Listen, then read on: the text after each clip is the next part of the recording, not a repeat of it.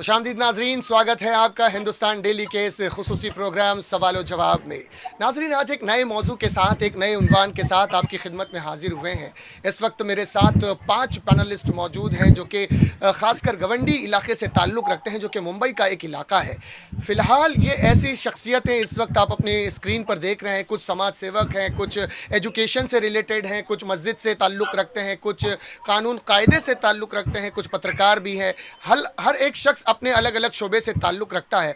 ये 5 पैनलिस्ट इस वक्त मेरे साथ आपकी स्क्रीन पर आपको देख रहे हैं। मेरे साथ मेरे दूसरे संवाददाता हुसैन सुल्तान साहब जी स्टूडियो से मौजूद हैं। हम सब दोनों मिलकर हमारे इन 5 पैनलिस्ट से सवाल जवाब करेंगे। नाज़रीन, मैं आप सबका पुरतपा खैर मकदम करता हूँ। मेरे सीधे हाथ की तरफ इस वक्त एडवोकेट फैयाज साहब मौजूद है। फैयाज साहब, आपका बहुत बहुत स्वागत है। उन्हीं के पास अल्ताफ़ जी। मोमिन साहब जो कि मस्जिद के एक ट्रस्टी हैं, उनका भी बहुत बहुत स्वागत करते हैं हम। वरिष्ठ पत्रकार गवंडी से ताल्लुक़ रखने वाले शाहिद खान साहब हमारे साथ मौजूद है। शाहिद खान साहब, बहुत बहुत स्वागत आपका। कामरान अंसारी साहब उन्हीं के बगल में वहाँ के शिवाजी नगर गवंडी के मुकामी रहने वाले हैं, इनका भी बहुत बहुत स्वागत है। गुफरान अंसारी साहब यूबीटी के एक पदाधिकारी है। सर, आपका भी बहुत बहुत स्वागत है। हम इस कार्यक्रम को इससे पहले आगे बढ़ाएं, मैं आपको एक धन्यवाद नोट सर। दिखाना चाहूँगा। उस नोट को आप देखें और फिर इंशाल्लाह उसके बाद हम अपनी इस गुफ्तगू को आगे बढ़ाएंगे। इस पर लिखा है कि सभी पैनलिस्ट से अनुरोध है कि दिए गए विषय पर ही चर्चा करें। कोई भी पैनलिस्ट दूसरे पैनलिस्ट पर व्यक्तिगत टिप्पणी नहीं करेगा। कोई भी पैनलिस्ट किसी भी जाति, धर्म, समाज पर अभद्र टिप्पणी नहीं करेगा। यदि पैनलिस्ट को अपने विचार व्यक्त करने हैं तो अपनी हाथों की उंगलियों को ऊपर उठाएं। सभी पैनलिस्ट भाषा की मर्यादा का ख्याल रखेंगे। तो नाजरीन, ये चीज़ आपने देखी, ये हमारे कुछ रूल्स एंड रेगुलेशंस है जो इस वक्त हम सबको फॉलो करने। मैं सबसे पहले यहाँ पर मस्जिद के ट्रस्टी अल्ताफ़ मोमिन साहब की तरफ बढ़ना चाहूँगा। अल्ताफ़ साहब, आप मस्जिद के ट्रस्टी हैं। जिस तरह से फ़िलहाल मौजूदा सरकार ने मस्जिदों से भोंगे उतारे हैं, कैसे देखते हैं? क्या कोर्ट का ऑर्डर ना आया नहीं है, उसके बावजूद भी कानून जो है वो मस्जिदों से भोंगे उतार रहा है। कैसे देखते हैं आप इस पुलिस की कार्रवाई को? सर, इस विषय में मैं आपसे इतना कहना चाहूँगा कि जो पुलिस मस्जिदों से जो भोंगे उतार रही है, जी तो ये उनके ऊपर भी कोई प्रेशर है। जी। ऊपर से उनका ऑर्डर है, इसलिए वो भोंगे उतारे। जैसे कि मैं आपको बता दूँ, हरी मस्जिद जामिअतुल मुस्लिमीन में जब वो आए थे और उन्होंने जब मुझसे कहा था कि आप लोग भोंगे उतार दीजिए, तो मैंने उनसे साफ इनकार कर दिया। मैंने कहा कि अगर कोर्ट का ऑर्डर होगा तो ही भोंगे उतारे जाएंगे, नहीं तो भोंगे नहीं उतारे जाएंगे। तो उस पर उन्होंने मुझसे कहा कि आपको शिवाजी नगर पुलिस स्टेशन में आना होगा और वहाँ पर डीसीपी साहब और एसीपी साहब से बात करना होगा। तो मैं जब जाकर उनसे एक ही सवाल किया, मैंने सर, अगर कोर्ट का ऑर्डर है तो आप मुझे ऑर्डर बता दीजिए, उसके बाद ही हम अपने मस्जिदों से भोंगे उतारेंगे। मैं उसे क्लियरली कह दिया था। तो उन्होंने, जो कोर्ट का ऑर्डर था, पॉइंट नंबर 17 में ऐसा लिखा गया था कि सीज वर्ड आया था, SEIZED, seize the loudspeaker. बस वो पॉइंट उन्होंने बताया, तो उस पॉइंट को पढ़ के मैं खामोश हो गया। मैं ठीक है, उसको फिर मस्जिद से भोंगे हम लोग उतार दिए। अच्छा, तो ये मस्जिद से जब भोंगे उतारने के लिए पुलिस फोर्स आई थी, और क्या चीज़ें वो कह रही थी कि सारे ही भोंगे उतारने हैं या कुछ भी स्पीकर्स नहीं लगाना है, कैसे डिसिबल साउंड रखना है, क्या कुछ कह रहे थे वो लोग? उन्होंने ये कहा कि भोंगे आपको सारे उतारने हैं, कोई भी भोंगे मस्जिद के ऊपर नहीं रहने चाहिए, और डिसेबल जो साउंड है वो 5.5 होना चाहिए, और ओके। स्पीकर, लाउड स्पीकर की जगह पे उनको स्पीकर लगाना है, और वो स्पीकर अच्छा। का साउंड भी 5.5 डिसिबल ही होना चाहिए। बस इतना कहा था। ओके। मैं इस विषय में एडवोकेट फैयाज साहब से भी जानना चाहूँगा। फैयाज साहब, आपका क्या कहना है? कानून के नज़रिए में कोर्ट का क्या ऑर्डर्स हैं? आप कैसे देखते हैं इस चीज़ को? देखिए, मैं सबसे पहले आपके दर्शकों को बताना चाहूँगा कि बॉम्बे हाई कोर्ट और सुप्रीम कोर्ट तो और टेबल वाला अलग-अलग स्टेट के कोर्ट में ये मामला बोल जो है बोल दे। अभी तक डिस्प्यूटेड है कि जी साउंड को लेके, नॉइज़ को लेके। और बॉम्बे हाई कोर्ट के या सुप्रीम कोर्ट के किसी भी ऑर्डर में ये चीज़ मेंशन नहीं है कि आप लोग जाके फोर्सफुली भोंगे उतारो मस्जिदों से। सिर्फ ऑर्डर अच्छा। के अंदर क्लियर कट ये मेंशन है कि हमको सुबह 6 बजे से लेके रात को 10 बजे तक के बीच में स्पीकर यूज करना है। और वो स्पीकर की जो लिमिट है, उसका जो लेवल है, 45 डेसिबल लिमिट से 55 डेसिबल के दरमियान में आपको साउंड इस्तेमाल करना है। तो अब इस ऑर्डर को फॉलो करते हुए अगर कोई भी लॉ इन्फोर्समेंट अथॉरिटी, चाहे वो पुलिस डिपार्टमेंट हो या बीएमसी डिपार्टमेंट हो या कोई भी डिपार्टमेंट हो, जो इस ऑर्डर को इन्फोर्स कर रहा है ग्राउंड पे आके, जी तो उसका काम पहले ये होना चाहिए कि आके ग्राउंड पे जो भी मस्जिद या मंदिर या किसी भी रिलीजियस प्लेस पर जा रहे हो, तो पहले जाकर उनको प्रॉपर उसकी टेस्टिंग करना चाहिए।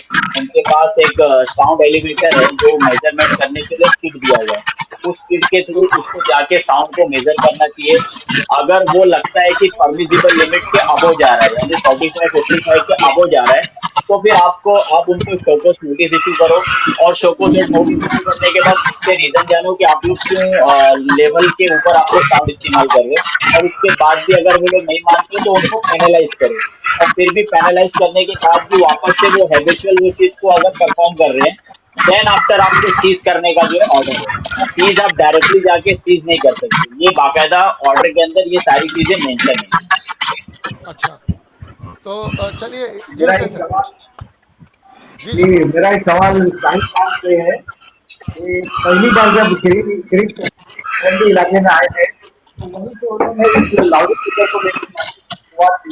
तो उन्होंने कहा था कि यहाँ पर ज्यादा मीटिंग स्पीकर चालू। शुरुआत वहां से हुई। इसको लेकर क्या कहना चाहेंगे आप कि किस तरीके का जब इस तरीके के जब बात किरीट सुबह पहली बार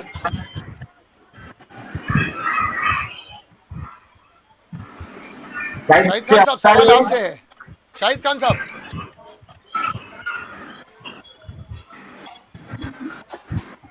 शायद आवाज नहीं आ पाई।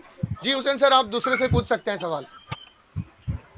अच्छा, मेरा सवाल एडवोकेट भैया से रहेगा कि सुप्रीम कोर्ट हाई कोर्ट में जब किरीट सोमैया ने कहा था कि 2002 से ये जजमेंट आया है, तो क्या लगता है 2023 से इस तरीके से लोग बगैर परमिशन लाउड स्पीकर लगाए, इसको क्या कहना है भैया साहब? देखो 2023 में गुजरात हाई कोर्ट का जजमेंट था। गुजरात हाई कोर्ट के जजमेंट में अजान की एक अजान जो है हमको परमिट मिली थी, अजान मतलब अलाउ किया गया था, मतलब 10 मिनट के अंदर अंदर अजान हम लोग कर सकते हैं। इसका बाकायदा गुजरात हाई कोर्ट में 2023 का जजमेंट है। उसके अलावा 2025 में बॉम्बे हाई कोर्ट ने सेंट्रल पोल्यूशन कंट्रोल बोर्ड और नॉइस पोल्यूशन जो लेवल है, उसके रिलेटेड में अभी जो रिसेंट में जो जजमेंट आया 2025 का, वो जजमेंट में बाकायदा क्लियर कट है कि हमको किसी भी चाहे वो रिलीजियस प्लेस हो या कोई भी रिलीज हो या ऐसा कोई भी जो है कि इंस्ट्रूमेंट हो और कोई भी इंस्टीट्यूट हो कि जहाँ पे स्पीकर यूज किया जा रहा है, वहां पे जो है कि साउंड लेवल को आपको मेंटेन रखना है। अगर कोई भी जो कि कोई भी पॉलिटिकल लीडर आकर अगर फोर्सफुली आप पे अगर दबाव बनाता है कानूनी तरीके से और आके ये कहता है कि भाई स्पेशली एक सिलेक्टेड रिलीजियस को और एक सिलेक्टेड एरिया को टारगेट करता है कि भाई यहाँ पे मस्जिदें हैं और मस्जिदों से भोंगे उतारो, तो ये बहुत ही डिस्क्रिमिनेशन है। और ये आर्टिकल 14 जो हमारे कॉन्स्टिट्यूशन के अंदर ये उसका फुल्ली तरीके से वायलेशन है, क्योंकि आर्टिकल 14 जो है कि इक्वलिटी बिफोर द लॉ, सारे लोगों को इक्वल राइट्स प्रोवाइड करता है।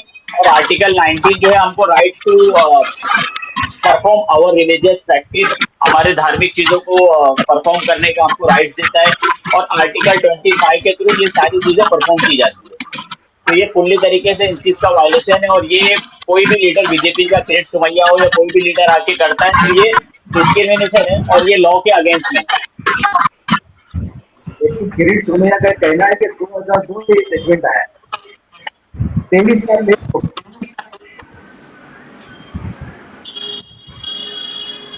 फैयाज भाई आवाज आ रही है उनकी? जी हाँ बोलिए। जी जी हुसैन सर हाँ, पूछिए। किरीट सोमैया का ये कहना है कि 2002 से ये जजमेंट आया है, 23 साल देर हो गई है इस तरीके की कार्रवाई करने में, क्या कहेंगे इसको लेकर आप? 2002 का जजमेंट है क्या? क्या कहा वापस से आपने? किरीट सोमैया का कहना है कि किरीट ये जो स्टेटमेंट है वो 2002 का है। जिसकी डेथ हो गई है। 23 साल नहीं आवाज आपकी हुसैन भाई आपकी साउंड क्लियर थोड़ा, नहीं आ रही, आप हाँ थोड़ा सा जोर वापस, से बोलें। जी जी वापस।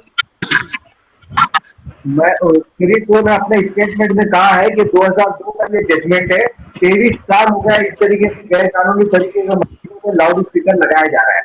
इस तरीके का उनका आरोप है। फैयाज भाई वो कह रहे हैं देखिए किरीट। जी जी जी जी जी बोलिए फैयाज जी। भाई, जी जी बोलिए, आप बोलिए क्या। वो हुसैन सर का यही कहना है कि किरीट सोमैया ये कह रहा है कि 2002 का जजमेंट है और 23 साल हो गया है ये जजमेंट आके, लेकिन उसके बावजूद भी 23 साल से मस्जिद से भोंगे नहीं उतारे गए, ये किरीट सोमैया का कहना है। देखिए मस्जिद से भोंगे उतारने का ऐसा कोई भी जजमेंट नहीं है। अगर किरीट सोमैया एक कोर्ट का ऑर्डर लाकर देते हैं कि भाई जिसमें बाकायदा इस तरीके से लिखा हो कि मोस्ट के स्पीकर्स को, लाउड स्पीकर्स को रिमूव करना है, ऐसा ऑर्डर के अंदर कहीं भी मेंशन नहीं है।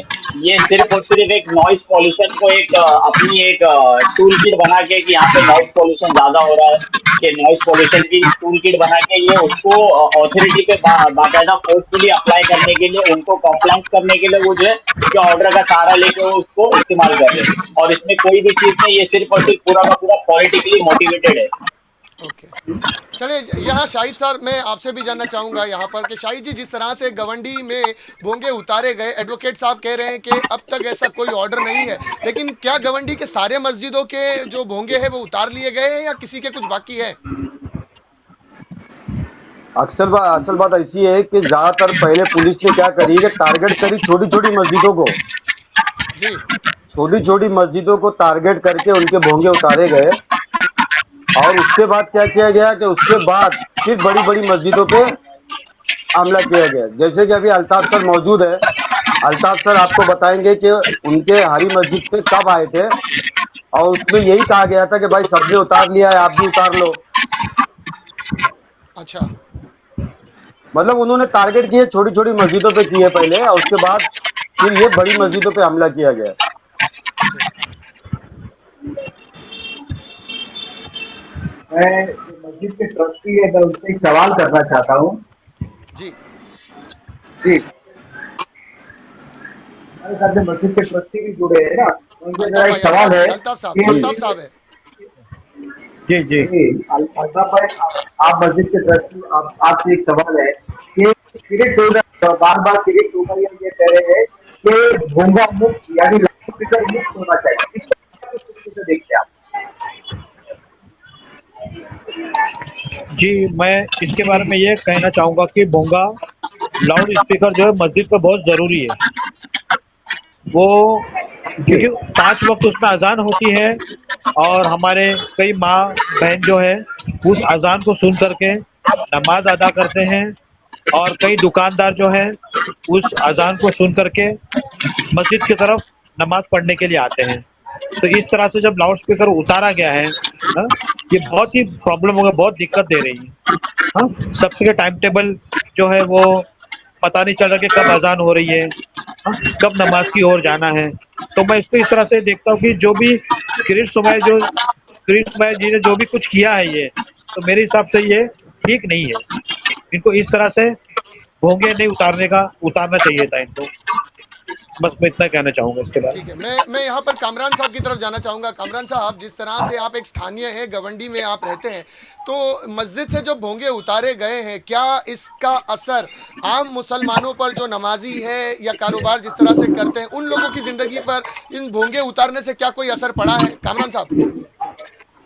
बिल्कुल असर पड़ेगा, क्योंकि जो लोकल लोग हैं वो अपना जो शेड्यूल है नमाज का, बाकी भी रोज़े का और जो भी एक्टिविटीज़ होती है उसके लिए अजान की आवाज़ सुनते हैं। कुछ लोग नमाज़ पढ़ने जाते हैं, अगर रोज़े का वक्त होता है तो रोज़ा खोलते हैं। और मुझे ऐसा लग रहा है कहीं ना कहीं इंटेंशनली हो रहा है, क्योंकि अगर सिर्फ टारगेट अगर मस्जिदों को करना है तो मस्जिद के अलावा बाकी बहुत सारे ऐसे अदारे हैं जहाँ लोग अभी भी भोंगा, माइक, म्यूज़िक का इस्तेमाल कर रहे हैं और दुनिया के पब, क्लब सब फुल नाइट परमिशन दे दिया गया। तो आप कोई अथॉरिटी इस बात की जवाबदारी लेगी कि मस्जिदों से भोंगे उतारने के बाद कोई और अदारा या कोई और इंस्टीट्यूशन या कोई और क्लब हाउस भी बंद होगा?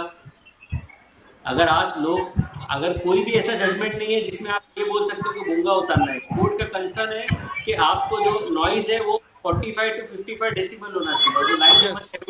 किया गया है कि अगर लोगों ने कॉन्टेक्ट किया तो आप वहां से भोंगा निकालो, स्पीकर निकालो, उस पर लोग एग्री है।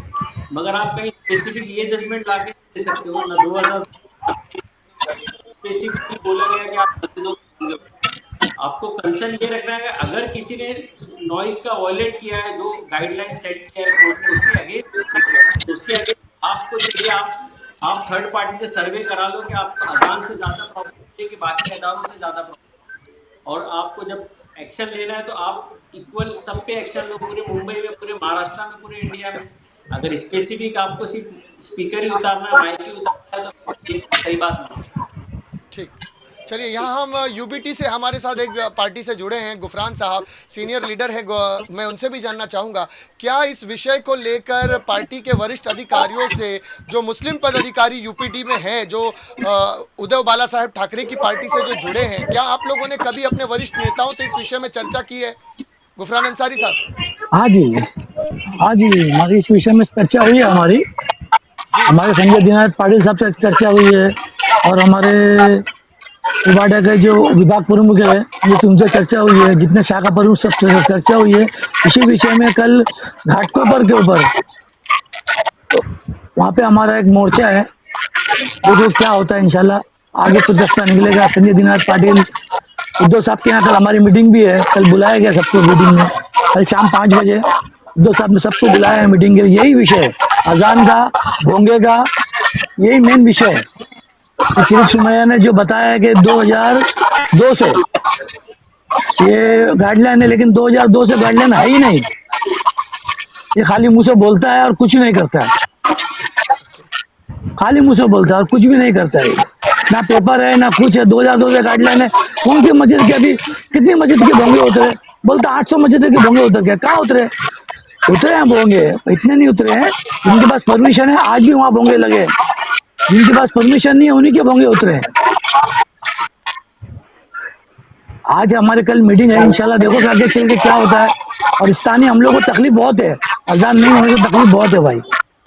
हमारे घरों में नमाज नहीं हो रही है, अजान का इंतजार होता है, बहुत तकलीफ है हमारे को। मेरा सवाल अल्ताफ भाई से एक है कि मस्जिद के लाउडस्पीकर के मामले को लेकर अबू आसिम, हारिस पठान, तमाम जो राजनीतिक पदाधिकारी से मुलाकात की थी, तो इसका जजमेंट जब बात करने से पहला ही इस तरीके की कार्रवाई बदनपुरा के इलाके में होगी, इसको लेकर क्या क्या कहना चाहते हैं? इसके बारे में ये कहना चाहूँगा कि हमारे जो वरिष्ठ नेता है, जैसे हमारे एमएलए साहब है, अबू हाशिम साहब है, और भी कई ऐसे जो नेता हैं जो इन्होंने मीटिंग ली थी, तो इसके पहले पुलिस ने कार्रवाई कर दी। ठीक है, तो पुलिस को ये करना चाहिए था कि पहले एमएलए साहब से या हमारे जो वरिष्ठ नेता है उनसे मुलाकात करते हैं, उनसे डिस्कशन करते हैं, मस्जिद के ट्रस्टियों को बुलाकर डिस्कशन करते हैं, जब आपके भोंगे उतारे जाएंगे और ऐसा ऐसा हमको ऑर्डर है, हमको ऊपर से प्रेशर है। अगर ये सब काम उन्होंने प्लानिंग करके किया होता तो दिक्कत नहीं होती। आज देखो इतनी परेशानी हो रही है कि लोग मस्जिद पे आके सवाल कर रहे हैं, हाँ, कि आपने क्यों भोंगे उतार दिए, आप क्यों दबाव में आकर भोंगे उतार रहे हैं, पुलिस ने आपको ये कह दिया, डीसीपी साहब आपके पास आ गए तो आप लोग डर गए। ऐसे बहुत तरह के लोग बातें कर रहे हैं कि आप लोगों ने क्यों भोंगे उतार दिए। अब उनको जवाब देना मुश्किल हो रहा है, हाँ? और अजान नहीं होने की वजह से बहुत प्रॉब्लम हो रहे हैं, पूरे घर घर में आवाज नहीं जा पा रही अजान की, लोगों का टाइम टेबल नमाज का डिस्टर्ब हो गया है। तो ये सारे सवालात हैं, इससे मस्जिद के ट्रस्टी खूब परेशान है और कुछ समझ में नहीं आ रहा कि क्या आगे करना है। ठीक है, चलिए एडवोकेट फैयाज साहब कुछ कहना चाह रहे थे। फैयाज साहब जी। जी मैं थोड़ा बैकग्राउंड हट के थोड़ा पॉलिटिकल एनालिस्ट हूँ, मैंने कुछ पॉलिटिकल चीजों के बारे में चर्चा किया है, कुछ पॉलिटिकल लीडर्स के बारे में, जैसे कि मानपुर शिवाजी नगर से यहाँ से जो local sitting MLA Abu Hashim Azmi साहब है, और जो सिटिंग एमपी है संजय दीना पाटिल है। उसके सारे दर्शक भी जानते हैं कि संजय को ये नगर कॉन्स्टिट्यूंसी से काफी मुसलमानों ने भर भर के वोट दिए है, और अबू हाशिम साहब यहाँ पे चौथी बार से एमएलए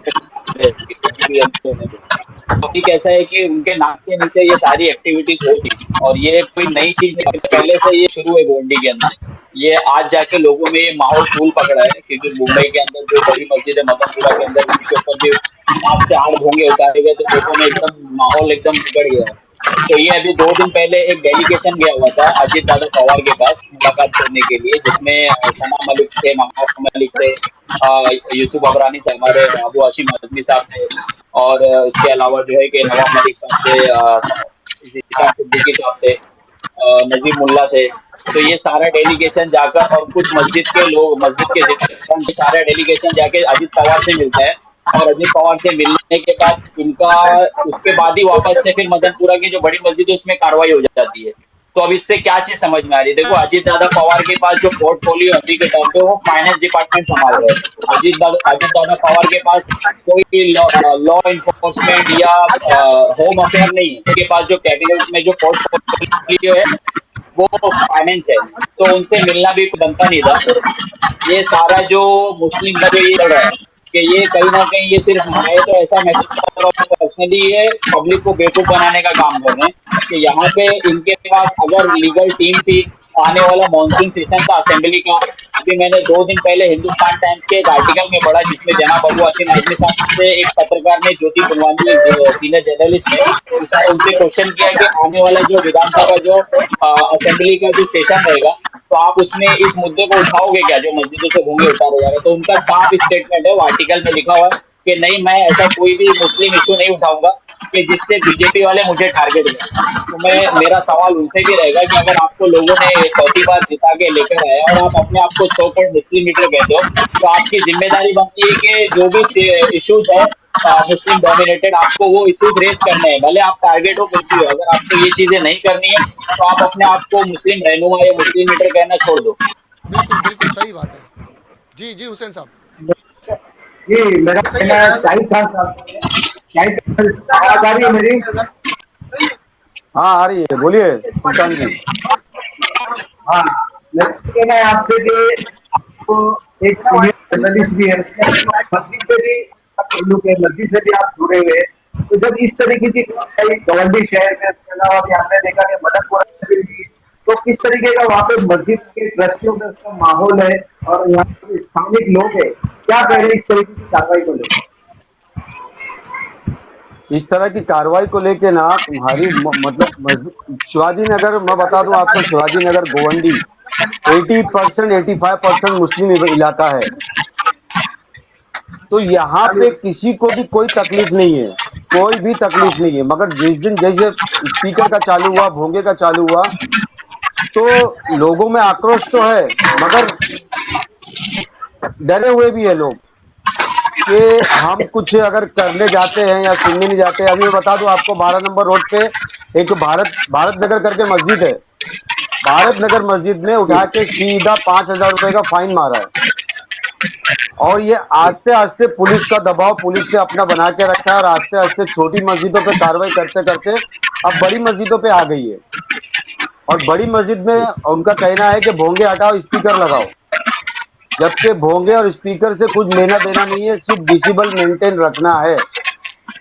जैसे कि मैं अभी अभी अल्ताफ सर से पूछना चाहूंगा, अल्ताफ सर, जैसे कि अभी उस दिन पुलिस आई थी, और आप पुलिस स्टेशन गए थे, डीसीपी सर समीर शेख ने आपको क्या कहा था? उन्होंने मुझसे ये कहा था कि जो भोंगे अपर साइड में जो लगे, जो दिख कर आ रहे हैं, वो बिल्कुल दिखना नहीं चाहिए। उसको आप भोंगे ऊपर से उतार दो, क्योंकि अगर कोई भी उसका पिक निकालकर सोशल मीडिया पर भेजता है तो हमको ऊपर से प्रेशर आता है कि ये भोंगे अभी तक ऊपर क्यों लगे हुए हैं। ठीक है, उनका ये कहना था। और उनका ये भी ये कहना था कि भोंगे के बजाय आप स्पीकर लगाओ। तो मैंने उसे ये कहा कि सर, अगर ऊपर से हम लोग भोंगे उतारकर उस जगह पे अगर स्पीकर लगाते हैं तो कोई प्रॉब्लम होगी क्या? तो उसके लिए भी डीसी साहब ने उसके लिए मना कर दिया कि आप स्पीकर भोगे की जगह पे रिप्लेस नहीं कर सकते। आपको स्पीकर जो है वो मस्जिद के नीचे वाले हिस्से में ही लगाना है और डिसेबल मेंटेन करना है। अभी भी अपने इलाके में कई मस्जिद ऐसी है जहाँ पर अभी भी भोंगे लगे हुए हैं, भोंगे पूरी तरह से उतरे हुए नहीं है।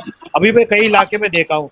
और जैसे कि शायद भाई आपने कहा कि अपना जो इलाका है वो 80 to 85% मुस्लिम इलाका है, बराबर।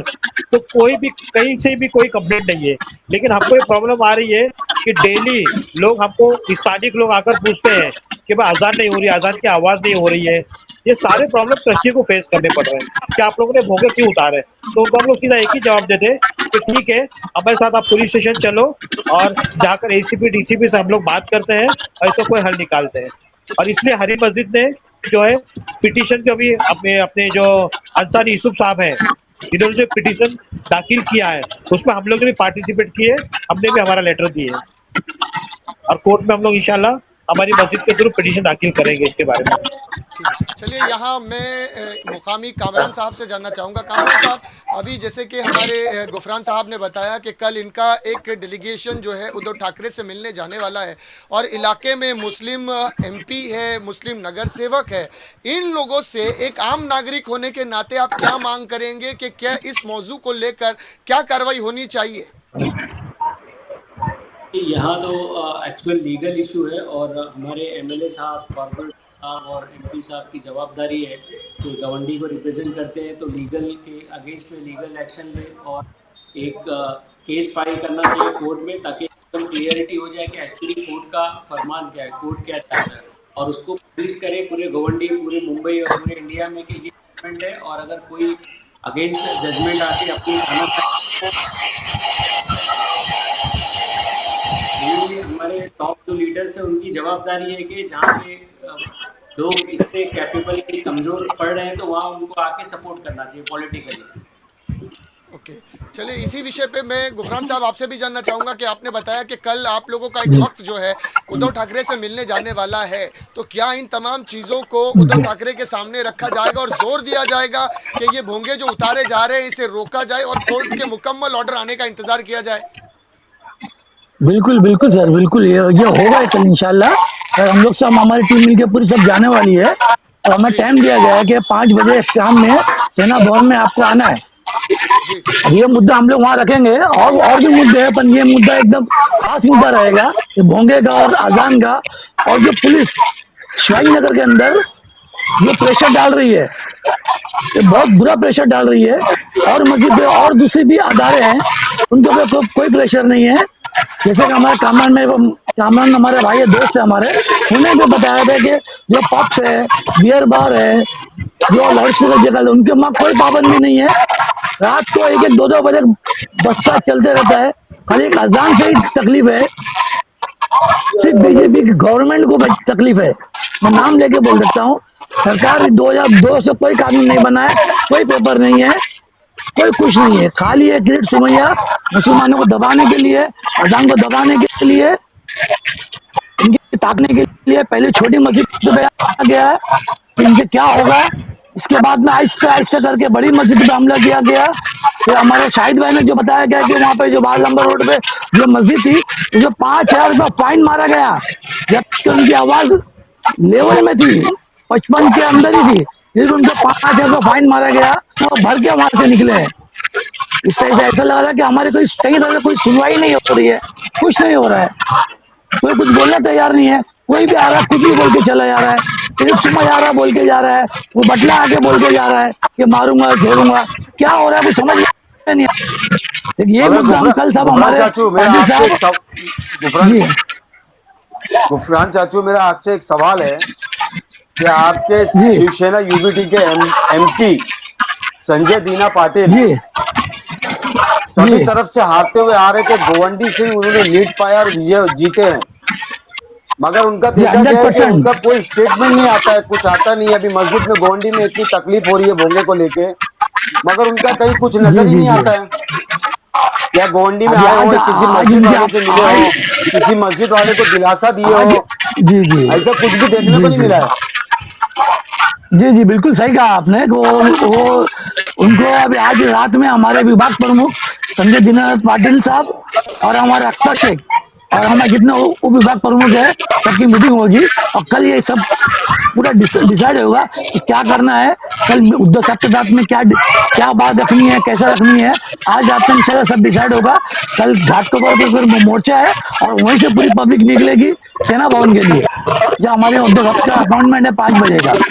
इंशाल्लाह कल आपको इंशाल्लाह सब बात क्लियर हो जाएगी, क्या है क्या नहीं। मैं एक फैयाज से सवाल करना चाहता हूँ कि फैयाज भाई आवाज आ रही मेरी? जी जी। जी, जब ये डिजिटल की चल रही है तो हम देखा कि ये शादी में बहुत से प्रोग्राम है जो डीजे बनाया जाता है, तो उसका डीजे ज्यादा होता है, तो और ये हम जो डिजिटल को किस तरीके से देखते हैं?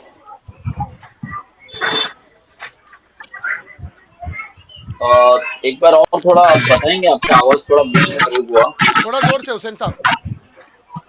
इस जी तरीके से अभी जो लाउड स्पीकर पे जो डिजिबल की बातें चल रही है कि इतना डिजिबल जी जी होना चाहिए, लेकिन हमने अक्सर देखा है कि शहरों में चाहे प्रोग्राम हो चाहे शादी के मौके पर जो डीजे बजता है, तो उसका डिजिबल तो आप जी। जानते हैं कि किस तरीके से होता है।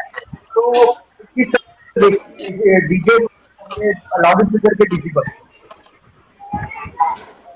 देखिए, इसमें जो टेक्निकल एस्पेक्ट है, अगर मैं बात करूँ जो लिमिट की 45 और 55 की, तो ये देखा जाए तो एक्चुअल में ये फिजिबल नहीं है।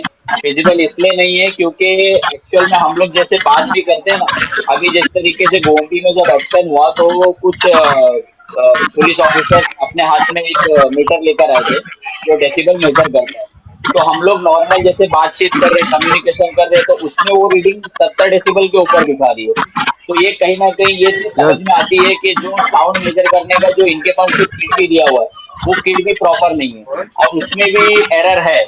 और हम लोग जो डीजे वगैरह जो बजाते हैं, तो वो डेफ़िनेटली वो जो लिमिट जाती है वो 100 के भी ऊपर जाती है, 100 150 के अबव जाती है वो लिमिट। तो ये सारी चीज़ों के ऊपर एक प्रॉपर जब तक कोर्ट में जब तक प्रॉपर जजमेंट नहीं आएगा कि लाउड स्पीकर को एक्चुअल में कितनी परमिशन मिलना चाहिए। एक्चुअल में देखा जाए तो हमको अज़ान के लिए एग्जेम्पशन मिलना चाहिए कोर्ट से, क्योंकि अज़ान जो है वो हमारी प्रेयर का एक राइट है, मतलब हमारे प्रेयर का एक एसेंशियल चीज़ है। और अज़ान को बॉम्बे अपना गुजरात हाई कोर्ट ने और जो कि कई हाई कोर्टों ने इसके बारे में एसेंशियल चीज़ माना है कि ये अज़ान जो है वो एसेंशियल है इस्लाम के अंदर। तो अज़ान के लिए जो एग्जेम्पशन है कि ये किस लिमिट में होना चाहिए, इसके ऊपर प्रॉपर एक स्टडी कंडक्ट करके इसकी एक कमेटी बन के इसकी प्रॉपर रिपोर्ट जाएगी जब कोर्ट में, तो वो प्रॉपर करेगा कि अज़ान को कितनी लिमिट के अंदर क्या डेसिबल लिमिट के अंदर हम लोग अलाउ कर सकते हैं। इसके ऊपर एक जजमेंट आने की बहुत ज़्यादा ज़रूरत है। चलिए ठीक है, यहाँ पर हम लोग धीरे धीरे प्रोग्राम समाप्ति की ओर बढ़ रहे हैं। मैं अब एक एक मिनट हर पैनलिस्ट को दूंगा और चाहूंगा कि वो आने वाले एक एक मिनट में अपनी बात रखें। सबसे पहले शाहिद खान साहब, आप अपनी बात रखें। अंतिम एक मिनट आपके पास है, एक मिनट में आप अपनी बात रखें। जैसे कि मैं फयाज फयाज फयाज जी से बोलना चाहूंगा कि आपकी टीम एक एडवोकेट की टीम है। आपकी एडवोकेट की टीम है, तो आपने इस प्रोसीजर में क्या किया है? और दूसरी बता दूं मैं, गुजरात हाई कोर्ट का जजमेंट है कि अजान एक मधुर आवाज है और नेल्यूशन है, हॉर्न है, मतलब पब्लिक की आवाज है और गाड़ी का हॉर्न है, ये सब पोल्यूशन में दिया हुआ है।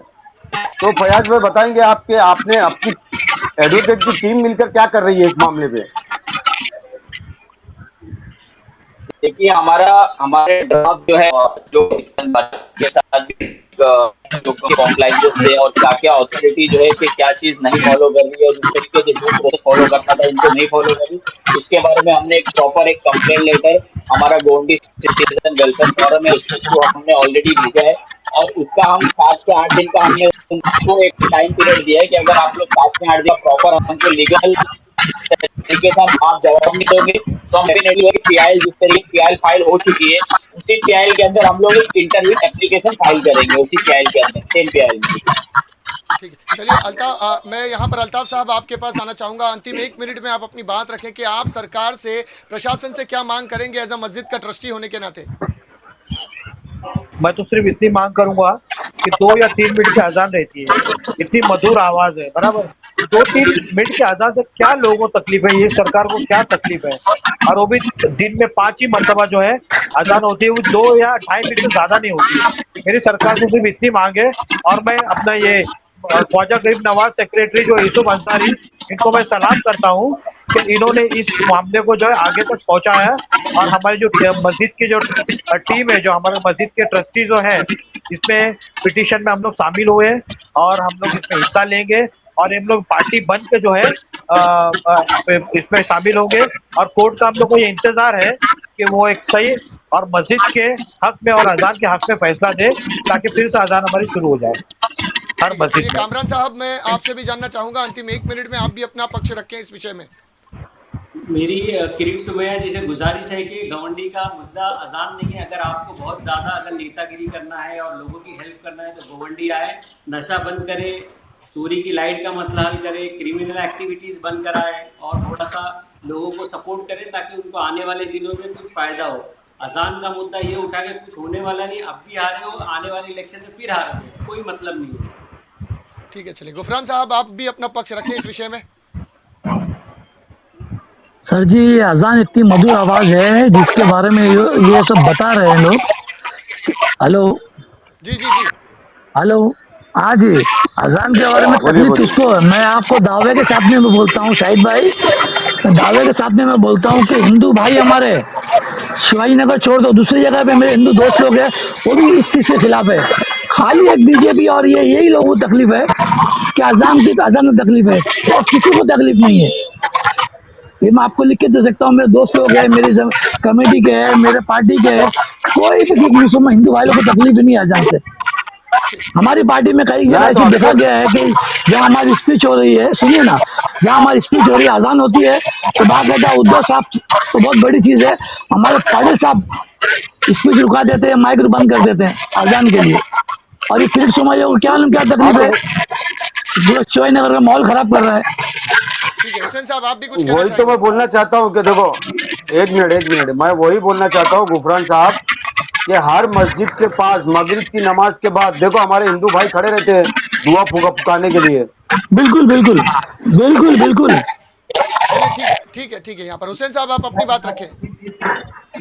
मैं एक बात ये बोलना चाहता हूँ, जितना भी जो मामला चल रहा है ना, अजान से उनको तकलीफ नहीं है, लेकिन अजान जो लाउड स्पीकर पे हो रही है, सबसे ज्यादा तकलीफ उनको इसी वजह से है। और बिल्कुल। उनका तो ये कहना है कि ये ठीक है, लेकिन लाउड स्पीकर पे और ज्यादा डिजिटल पे नहीं होना चाहिए, ये उनकी तकलीफ है। ठीक है, शाहिद भाई आप भी अपनी बात रखें, इस अंतिम 30 सेकंड्स में आप अपनी बात रखें सर। मैं यही बोलना चाहूंगा कि देखो मस्जिद में अजान अजान अभी क्या है कि अभी आजकल जो माइक निकाल गया उसकी वजह से आस पड़ोस में भी आवाज नहीं आ रही है, आस पड़ोस में भी आवाज नहीं आ रही है, और मस्जिद के ट्रस्टियों को लोग शिकायत कर रहे हैं। तो ऐसा कुछ सर्कुलर जारी करे जो मस्जिद को दे, पुलिस दे, कोर्ट दे, जो भी दे, ताकि वो अपनी मस्जिदों के पास चिपका के रख दे, जिसकी वजह से लोगों को पता चल जाए, कोई ट्रस्टियों से सवाल है। ठीक है, चलिए मैं फैयाज साहब अंतिम आखिरी आपके पास आना चाहूंगा। आप अंतिम 1 मिनट में जी अपना पक्ष मैं रखें और इस आज की इस मीटिंग को हम यहाँ पे समाप्ति की एक ओर ले जाएंगे फिर। एक टेक्निकल चीज मेरा ये बोलना है कि कोई भी जो मस्जिद के ट्रस्टी है, मस्जिद के जिम्मेदारान है, अगर पुलिस डिपार्टमेंट के पास जा रहे हैं तो पुलिस डिपार्टमेंट उनको परमिशन देने की बजाय उनके स्ट्रक्चर के पेपर, उनसे इतने सारे दस्तावेज मांग रहे हैं कि वो बेचारे परमिशन भी नहीं ले रहे। तो ये डिपार्टमेंट से भी एक बहुत बड़ा यस, हैरेसमेंट है कि डिपार्टमेंट वाले लाउड स्पीकर की परमिशन के लिए उनके स्ट्रक्चर का पेपर, फोटो पास है कि नहीं मस्जिद का इंस्पेक्शन के क्या डॉक्यूमेंट है, ये सारे दस्तावेज मांग रहे हैं। ये बहुत ही बड़ा विषय है चिंता का कि आने वाले टाइम पे ये कुछ ना कुछ एक इनकी प्लान चल रही है कि ये मस्जिदों के ऊपर बहुत गंदी नजर इनकी है। चलिए ठीक है, चलिए बहुत बहुत शुक्रिया मेरे सभी पैनलिस्ट का जिन्होंने हिंदुस्तान डेली के इस स्पेशल प्रोग्राम सवाल और जवाब में आज आपने शिरकत की। वक्त हमें इस बात की इजाज़त नहीं दे रहा है कि हम इस चर्चा को आगे रखें, वक्त हमारा समाप्ति की ओर बढ़ रहा है और बस इन्हीं अल्फाजों के साथ हम इस प्रोग्राम को यहीं समाप्ति की ओर ले जा रहे हैं। मैं सभी पैनलिस्ट का अभिनंदन व्यक्त करता हूँ, आप सभी का शुक्रिया अदा करता हूँ कि आप सब यहाँ पर आए और इस प्रोग्राम में आकर हमारे प्रोग्राम की शोभा बढ़ाई और हमें मौका दिया कि अपने सवाल आप तक पहुँचाएँ और आपने अपने जवाब हमारी आवाम तक पहुँचाएँ। मैं आप सभी का फिर से एक बार दिल की गहराइयों से शुक्रिया अदा करता हूं और इन्हीं अल्फाज के साथ कि सुरक्षित रहें, सतर्क रहें। जय हिंद और इस प्रोग्राम को यहीं समाप्त करता हूं। जय हिंद।